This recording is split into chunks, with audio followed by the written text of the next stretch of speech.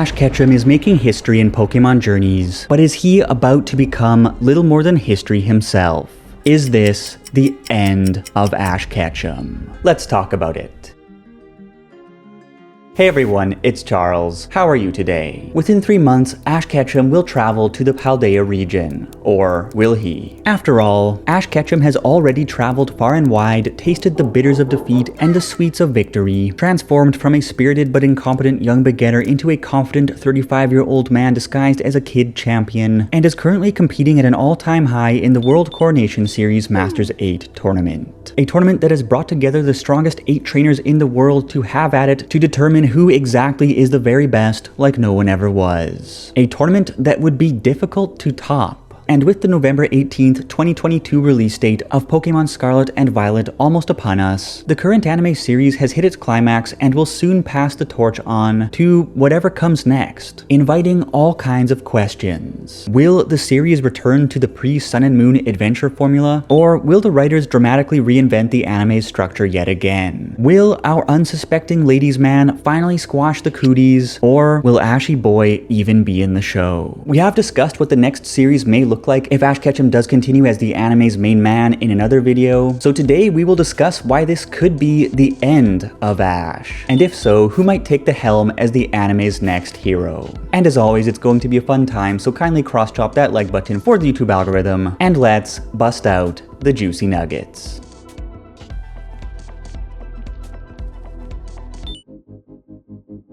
Reason numero uno as to why November 2022 is the right time to retire Ash Ketchum is baked right into the anime's progression over the last decade. In Pokemon XY, Ash nearly won a league conference but lost by the threads of his undies. But in Pokemon Sun and Moon, Ash finally became a regional champion. And in Pokemon Vermilion City, Ash is currently shooting to become the champion of the world. So what's next? An intergalactic mission to become the champion of the universe? I assume that the writers do have an escape hatch through which to parachute out of the corner they have been writing themselves into over the past few years, but the Masters 8 tournament, the product of a worldwide ranking system, has essentially been set up as the absolute summit of competition in the Pokemon world, and raising the ceiling even higher would require a level of shameless power creep that would leave even Akira Toriyama weak in the knees. I mean, just consider the power skill jump that we have already witnessed. In the space of a single series, Ash has gone from sacking goofy henchmen and McDonald's head daddy issue boys in the Alola League to dominating Elite Four members and clean-cut champions with a fresh team we have barely seen in action. Pushing through the rounds of an epic fantasy tournament showcasing the greatest trainers in Pokemon franchise history, not to mention that he has been superpowered with all 3 of the existing battle gimmicks plus Aura Bond capabilities, plus the Lucario Spirit Bomb Deus Ex Machina. Setting the actual execution of the tournament aside, the concept itself is absolutely epic. But it also puts Ash Ketchum in an awkward position if he is to continue his journey. 1. Do the writers DBZ power creep pole vault their way from Frieza to Jiren by engineering an even higher level of competition? Or 2. Do they nerf Ash, sending a world-class competitor back to the Pee-wee Leagues to battle jobbers as he unexplainably starts working his way back up to take part in a regional league conference? Both of these options leave the writers on pretty uncomfortable footing. To speak to the first option, even if Ash does not win the entire kit and caboodle, he will have trounced the 3rd strongest and possibly even the 2nd strongest trainers in the world, let alone the other heavy hitters he has left in the rubble on the way to the Masters 8. And to speak to the second option, what a joke it would be to suddenly demolish the legacy that he has built up over the course of his adventures to date. Let alone the fact that giving him a hard reset at this point would infuriate the fan base, which means they might actually do it. Likewise, it would be somewhat odd to see Ash attending yet another Pokemon school given his expertise in battles and broad knowledge of all things Pokemon related. So neither of these options are particularly tantalizing, making it a very realistic possibility that we have indeed arrived at Ash Ketchum's final curtain call. Of course, there is a 3rd path for Ash to walk, which we will explore later in the video, but if we were to assume that Pokemon Journeys is Ash's final escapade as the show's star, then who exactly will take on the mantle as the show's new hero? Let's break down 3 options.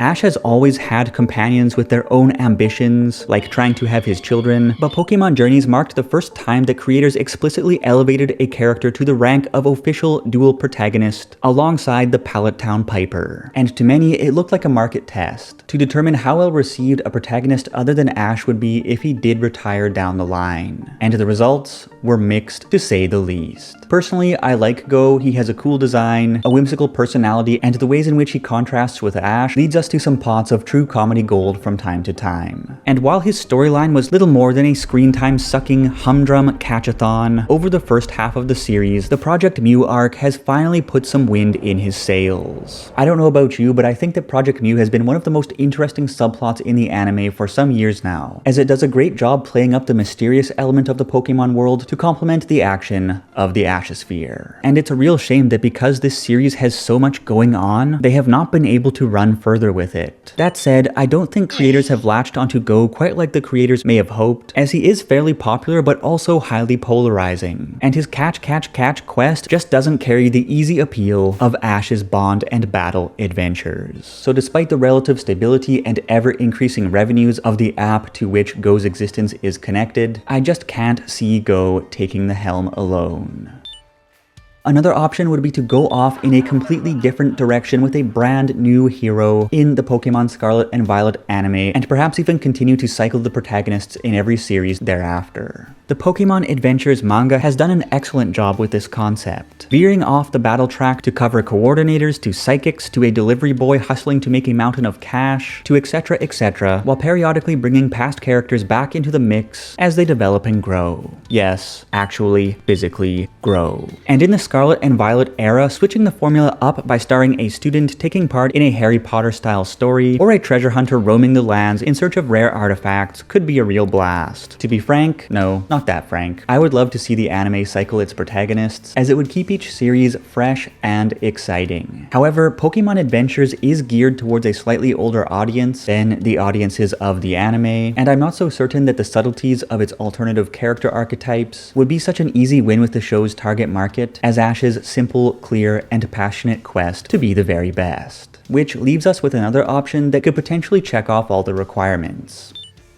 If you've watched the Poketoon short Blossom's Dream, then like me, you may have walked away basking in nostalgia and remembering just how fun it is to see the proper beginning of a new hero's new adventure. But as fun as that might be, thinking about the situation from the position of the company's marketing team, what would be the point of bringing in an Ash Ketchum copycat to walk the same story beats that he has walked over the course of his career, but to lose all of the brand equity that he and Pikachu have built up over the past 25 years in the process? Of course, the answer to that question is to make a return to the Gym Quest formula believable, to realign the adventures of the show's protagonist with the adventures of video game players, and to dodge goofy power creep. To do this without sacrificing Ash's household name would require some fancy footwork, but one way to pull it off is through inheritance. Or, in other words, having Ash's son or daughter take the helm alongside one of Pikachu's offspring. We've seen this type of transition pulled off successfully in anime ranging from JoJo to Inuyasha to Naruto, and to a limited extent in Dragon Ball, and this route would allow a return to the classic formula, assuming that this is a desirable thing to do, without resetting Ash, but it would still be quite natural for Ash to re-enter the story from time to time, and much of the value of his brand would be kept intact. And meanwhile, as his kid begins a new adventure that brings back the fresh feels of the early era for a new generation of viewers, Ash could be off starting his own league, exploring the world in search of new challenges, searching for his father, and maybe even dropping in to visit Pidgeot. I think it would be the perfect way to end the Ash Ketchum era. But realistically, I have my doubts that the era of Ash Ketchum will ever come to a close. The Ash-Pikachu combo is as iconic as Nobita and Doraemon, and their adventures are the perfect vessel through which to close the generation gap between Pokemon fans. For instance, between kids and parents watching the show together. As someone who makes videos about the Pokemon anime, I know that videos about Ash Ketchum draw a heck of a lot more interest from regular anime viewers and general fans than most other topics. And accordingly, I think the writers will most likely keep Ash on board in the Scarlet and Violet era by pushing him through door number 3. That is, by having Ash progress laterally rather than up or forward. By setting up Paldea's champion rank trainers as roughly equal in strength to the champions Ash is currently battling and struggling to beat in the Masters 8, cooking up a reason as to why none of these trainers actually showed up to the World Coronation series, and making it Ash's goal to beat these trainers one by one or as part of a series-ending tournament arc. From what we have seen of Pokemon Scarlet and Violet thus far, this seems like the structure that would make the most sense for Ash's character, and while the story's treasure hunt storyline could be quite fun, I wonder how effectively it could be stretched out for 130 episodes or so, given what we have seen from the writing of and the response to Go's conceptually similar Project Mew arc. There's also the possibility that the writers will pull a Journeys 2.0 and almost entirely break away from the corresponding games yet again, but that still leaves the same question of how exactly they could move Ash's character forward if he is still a part of the series. But what do you think? Will Ash Ketchum make it to Paldea? And if so, how? Or could this finally be the end of Ash?